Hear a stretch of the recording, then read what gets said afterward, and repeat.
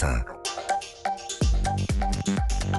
Les signatures Europe 1, et comme tous les jeudis, Géraldine Vosner est avec nous. Bonjour Géraldine. Bonjour Dimitri, bonjour à tous. On va dire bonjour quand même à Emmanuel Ducrot dans un instant. Emmanuel, bien sûr. Bonjour Dimitri, bonjour à tous. Qui va nous parler de Jean Castex, pieds et poings liés dans ses nouvelles fonctions à la tête de la RATP. Vous nous racontez ça dans un instant. Mais d'abord Géraldine, vous nous dites que la France est malade de pas mal de choses, mais en l'occurrence de ces débats. Oui, un thème monte dans les médias au moment où nos entreprises se rationnent, arrêtent leur production même par peur de manquer d'électricité cet hiver. Un grand débat national va s'ouvrir le 27 octobre. On va parler pendant 4 mois de l'opportunité ou non de renouveler notre parc nucléaire, de construire ou pas ces 6 réacteurs promis pendant sa campagne par Emmanuel Macron. Alors vous me direz, les Français ont voté, ça veut dire qu'ils étaient d'accord, non ? Eh bien pas du tout, ringard que vous êtes. Une personne pense tout le contraire, c'est Chantal Jouanneau, la présidente de la Commission nationale du débat public. Vous savez, cette instance créée sous Jacques Chirac et qui doit s'assurer que les citoyens sont associés aux grandes décisions d'infrastructure qui impactent l'environnement. Alors c'est même écrit dans la Constitution, ça je crois. Absolument, via un article de la Charte de l'environnement. Mais attention Dimitri, être associé aux décisions, ça ne veut pas dire qu'on décide. L'esprit de la loi, c'est de garantir qu'on est informé, que tous les avis s'expriment pour ou contre et qu'ils sont entendus pour éventuellement influencer ou pas d'ailleurs les représentants du peuple qui prennent la décision.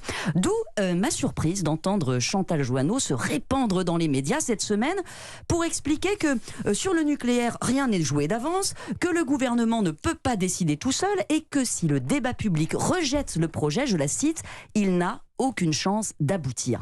Mesurez la gravité du propos tenu au nom de la démocratie, bien sûr.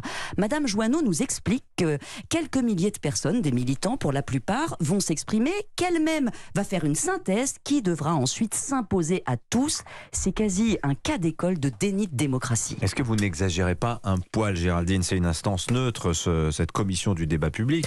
Alors, quand on entend Madame Jouanneau affirmer que les législateurs se sont assis sur les conclusions des précédents débats sur le nucléaire, ce qui est faux, on peut se poser la question. Mais au-delà de cet aspect, Dimitri, on est face à un mal français.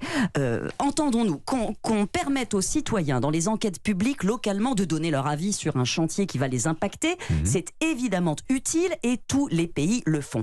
Mais qu'une instance administrative se mêle des grandes politiques publiques au risque de bloquer les projets pendant des mois, alors là non, la France est le seul pays au monde à avoir une commission de ce type. Et c'est un mal parce qu'on perd avec ces débats théâtralisés, instrumentalisés, le sens même de ce qu'est la démocratie. La démocratie, c'est pas le débat. On a toujours débattu depuis la préhistoire. La démocratie, c'est fixer des règles au débat pour permettre à la fin de trancher. On débat pas pour débattre, sinon ça s'appelle une psychanalyse et effectivement, ça peut durer 15 ans. Et c'est quoi la règle du débat en démocratie ?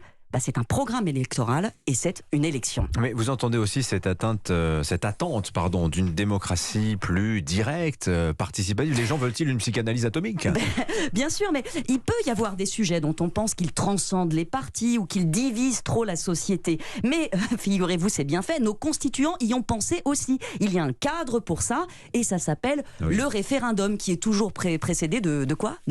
D'un débat, Dimitri. On ne se prononce jamais dans le vague avec un référendum. Et cette règle... Ça fait 15 ans qu'il n'y en a pas eu, quand même. Mais cette règle, c'est la garantie d'une décision juste, représentative. Ce que n'ont pas permis ni le grand débat national, ni la Convention citoyenne sur le climat, ni demain ce débat sur le nucléaire, qui sont en réalité des moyens de ne pas trancher. Notre démocratie est malade parce qu'elle ne sait pas décider. Et c'est dangereux parce que quand on écarte le corps électoral, qu'on détruit les règles conçues pour encadrer son expression, donc ce débat, il n'y a plus de discussion possible. En réalité, c'est cela qui engendre la violence et abîme, in fine, la démocratie. Géraldine Vosner, merci pour votre regard. Très intéressant, ça me laisse songeur. C'est Catherine Ney qui demain sera dans votre fauteuil.